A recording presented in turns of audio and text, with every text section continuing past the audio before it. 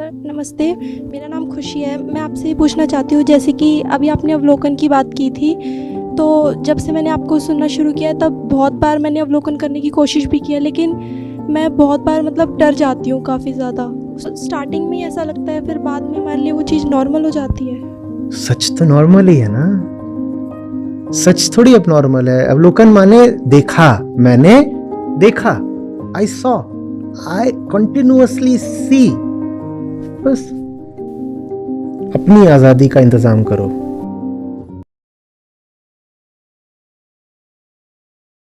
नमस्ते, मेरा नाम खुशी है। मैं आपसे ये पूछना चाहती हूँ जैसे कि अभी आपने अवलोकन की बात की थी, तो जब से मैंने आपको सुनना शुरू किया है तब बहुत बार मैंने अवलोकन करने की कोशिश भी की है, लेकिन मैं बहुत बार मतलब डर जाती हूँ काफ़ी ज़्यादा उस चीज़ को लेके। अवलोकन की कोशिश थोड़ी करते हैं बेटा, कोशिश कुछ नहीं होती उसमें, स्पॉन्टेनियस है वो। उसमें क्या कोशिश करोगे? सर मतलब कुछ भी डिफरेंट दिखता है तो उसको देख के मैं डर जाती हूँ। पर वो डिफरेंट है तो आपको दिखे ना दिखे वो तो है। इसमें कितनी शक्कर दिख रही है, पर दिखे ना दिखे बोलो है। बल्कि दिख जाए तो शायद बच जाऊं, या नहीं दिख रही तो भीतर नहीं बढ़ेगा ग्लूकोज।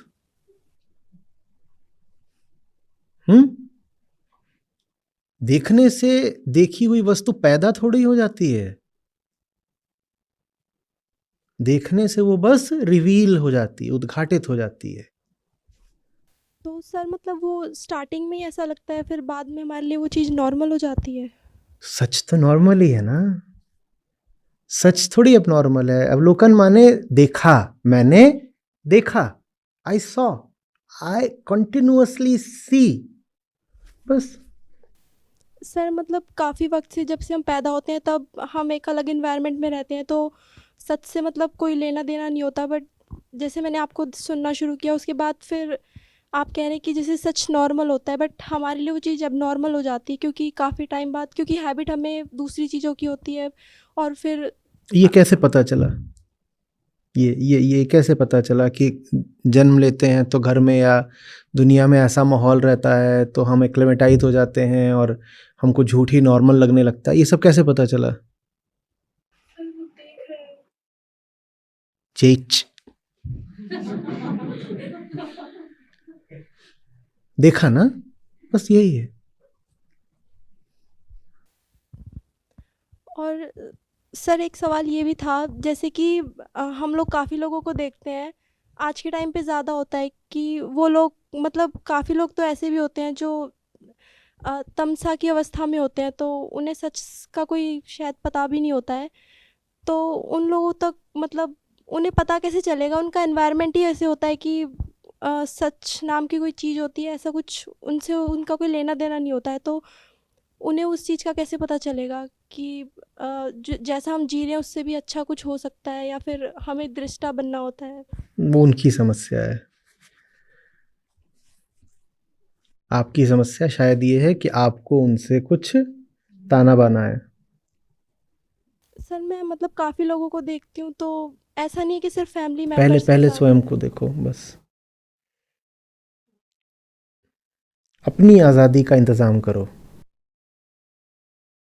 सर फिर उसमें स्वार्थ भी दिखने लगता है कि फैमिली अलग तरीके से जी रही है और मैं अलग तरीके से, तो उनके और मेरे बीच में काफ़ी डिफरेंस भी क्रिएट इसको हो जाता स्वार्थ है। कहते हैं। देखो कि ये परिभाषा तुमने कहाँ से ले ली। सर मैंने आपकी बात भी काफ़ी बार सुनी है कि अगर जिस चीज़ में हमारी भलाई है उसी में उनकी भी है, लेकिन मैंने इतना ही बोला था कि उसी में उनकी भी है, मैंने बोला था कि उसमें पूरे जगत की है। हाँ तो वही। इतना ही काहे को सुना?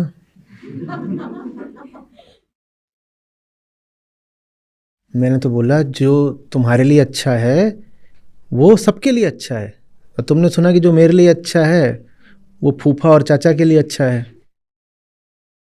तो कह रहे हो नहीं, मुझे तो आज़ादी तभी चाहिए जब पहले फूफा और चाचा आज़ाद हो जाए। तुम्हें फिर आज़ादी नहीं चाहिए, तुम्हें उनसे आज़ादी की अनुमति चाहिए। तुम अपनी बेड़ियां बरकरार रखे रखे आज़ाद होना चाहती हो, डरे हुए हो कहीं कोई आश्रयता होगी, डिपेंडेंसी है, उसमें कोई गहरा दार्शनिक राज नहीं है, सीधी सी बात है, डिपेंडेंसी है जिस भी तरह की हो। सर डिपेंडेंसी मतलब जैसे मेंटल सिक्योरिटी होती है, इस टाइप से आप बोल रहे हैं? हाँ और क्या, कुछ मिल रहा है एकदम ज़मीन में बोला करो, कुछ भारी भरकम न लगी इसलिए तो मैंने झुन्नू धनिया बना दिया। मैं उसको राजेश्वरी भी तो बोल सकता था, बोल सकता था ना, उनको वैष्णवेश्वर राव बोल सकता था, पर ऐसा बोलूंगा तो मिलेगा कुछ राज है, कुछ बड़ा है, 5-7 तो संधियां हो रही हैं नाम में। तो सर फिर इसको मतलब कैसे ख़त्म करेंगे, जो आप डिपेंडेंसी बोल रहे हो उस चीज़ को?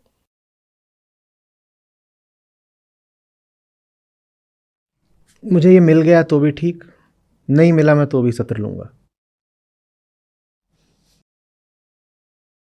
सर वो मैं करने की कोशिश करती हूँ कि जैसा आप बोलते हो कि हालात चाहे जैसे भी हो बट करना वही होता है जो सच होता है, बट ऐसे लगता है कि पीछे से मतलब टूट जाते हैं, वो हिम्मत नहीं रह जाती वो क्या चीज़ टूट करने जाता की। है? कुछ होना चाहिए ना टूटने को, क्या टूटता है? कुछ है क्या टूटता है? ये टूटना भी एक कॉन्सेप्ट है, कुछ है थोड़ी टूटने को, ये भी बस एक थॉट है कि कुछ टूटा, ऐसे बैठे बैठे का टूट गया, क्या टूटा है? क्या टूटा है? कुछ नहीं टूटा।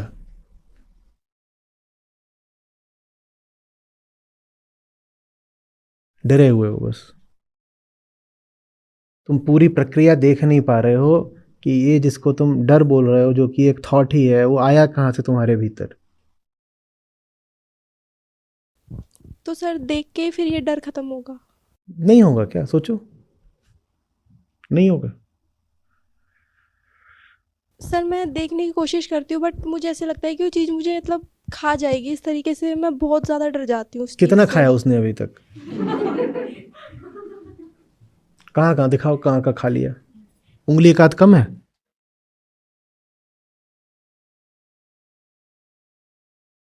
कुछ टूट गया, किसी ने खा लिया, न टूटी हुई कोई चीज दिखा रही, न कहीं कुछ खाना पीना दिख रहा, ऐसे ही हवाई शायरी। सर वो थॉट्स आने लग जाते हैं बहुत ज़्यादा, तो मतलब अजीब सा लगता है। तो दौड़ लगा दो बहुत जोर से, तुम्हें नहीं पता थॉट फिजिकल होता है, उसके बहुत सारे फिजिकल काउंटर मेजर्स होते हैं, बहुत जोर से दौड़ो थॉट नहीं आ सकता, क्योंकि है तो कुछ भी नहीं, ब्रेन की एक्टिविटी तो है, सारी एनर्जी दौड़ने में लग गई, ब्रेन ससुरा रुक जाता है।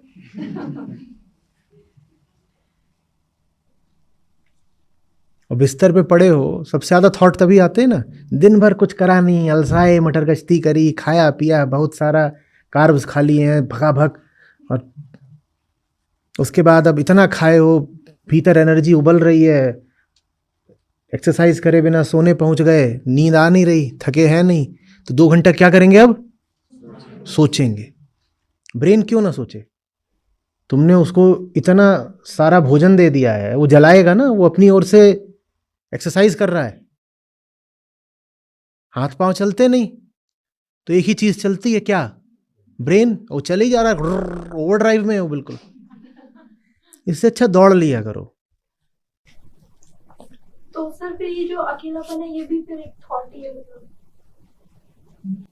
मैंने, अच्छा तुम अकेली हो मान लो, और ये अकेली नहीं है, बताओ क्या अंतर है? सर इस चीज को नहीं पहले बता तो दो ना, अकेलेपन की परिभाषा क्या है? वैसा ही है ना, जैसे टूटना और खा जाना, वैसे ये कॉन्सेप्ट है अकेलापन। दुकेला कौन है बताओ? तुम अकेली हो तो ये भी अकेली हैं, और तुम चौकेली हो तो ये भी चौकेली हैं, जो तुम हो वही ये हैं, कोई किसी से भिन्न नहीं है। सर इसको मैंने ऑब्जर्व भी किया था कि जब आसपास लोग होते हैं तब मैं काफ़ी ज़्यादा सिक्योर फील करती हूँ, चाहे उनसे जान पहचान ही ना हो, बट आसपास मतलब एनवायरनमेंट, मतलब फिजिकली कोई अवेलेबल नहीं होता तब भी थोड़ा अजीब सा लगता है। अरे वो क्या करेंगे आसपास वाले? सर वो मैं खुद से भी पूछती हूँ कि, बट कोई आंसर नहीं मिलता इस चीज़ आंसर का। इसलिए नहीं मिलता क्योंकि जैसी हो उसमें वो विचार आएगा ही। दौड़ लगाओ ना। एक तो विचार ये भी होता कहीं गिर गई तो चार मिलके उठा लेंगे। और आज ही समझाया कि जिसको तुम सहारा समझ रहे हो, भरोसा कर रहे हो, वही दुश्मन है तुम्हारा। गिर गई तो ये चार उठा नहीं लेंगे, यही चार गिराएंगे पहले और फिर खड़ा भी नहीं होने देंगे। और ये सारे जितनी बातें हैं ये सब आती हैं कमजोरी से। जान लगा के अपनी कमजोरियों को दूर करने की कोशिश करो। पता है हमें जब कमजोरियां दी जाती हैं तो उसके साथ एक ढक्कन भी दिया जाता है जिससे कमजोरियां छलक के बाहर ना आ जाए। ये है, यही थोड़ी दिया गया है मुझे, इसके साथ ये भी दिया गया है। ये नहीं दिया जाएगा तो क्या होगा? तो ये था ये पात्र, कंटेनर। इसमें बहुत सारी चीजें डाली गई और सबसे अंत में क्या डाला गया? एक ढक्कन डाला गया ताकि जो कुछ डाला गया वो बाहर ना आ जाए। आपकी जो कंडीशनिंग होती है ना वो ऐसे होती है, पहले आप में बहुत कुछ डाला जाता है और फिर एक आखिरी बात डाली जाती है कि बेटा जो कुछ डाला गया है ना हटा दिया अगर तो तबाह हो जाओगे। नतीजा ये होता है कि हम अपनी ही कंडीशनिंग को बचाए बचाए फिरते हैं। ये ढक्कन, बस ये ढक्कन हटा दो, बताओ क्या तबाह हो जाओगी? क्या खा लिया, किसने क्या कर दिया, कौन, क्या हो जाएगा? ये ढक्कन हटा दो, कंडीशनिंग अपने आप बाहर आ जाएगी। एक मान्यता है कि मेरा बड़ा भारी कोई नुकसान हो जाएगा अगर मैंने फलानी बातें नहीं मानी।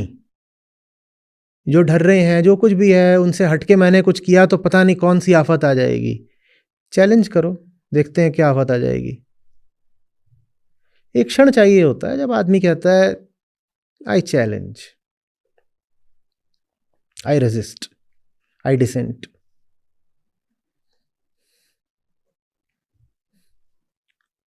हम्म।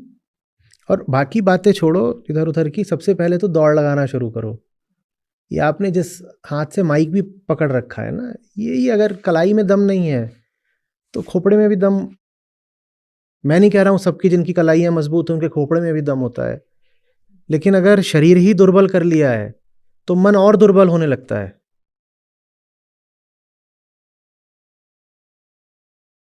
ये कमजोरी जिंदगी बन जाएगी और खा जाएगी। अभी सवाल भी पूछ रही हो, आगे सवाल भी नहीं पूछोगी। पटरी बिल्कुल डली हुई है, एक बार उस पर ट्रेन चल पड़ी ना फिर नहीं रुकने की है। और डालने वालों ने पटरी बहुत पहले से तैयार कर रखी है। हम्म।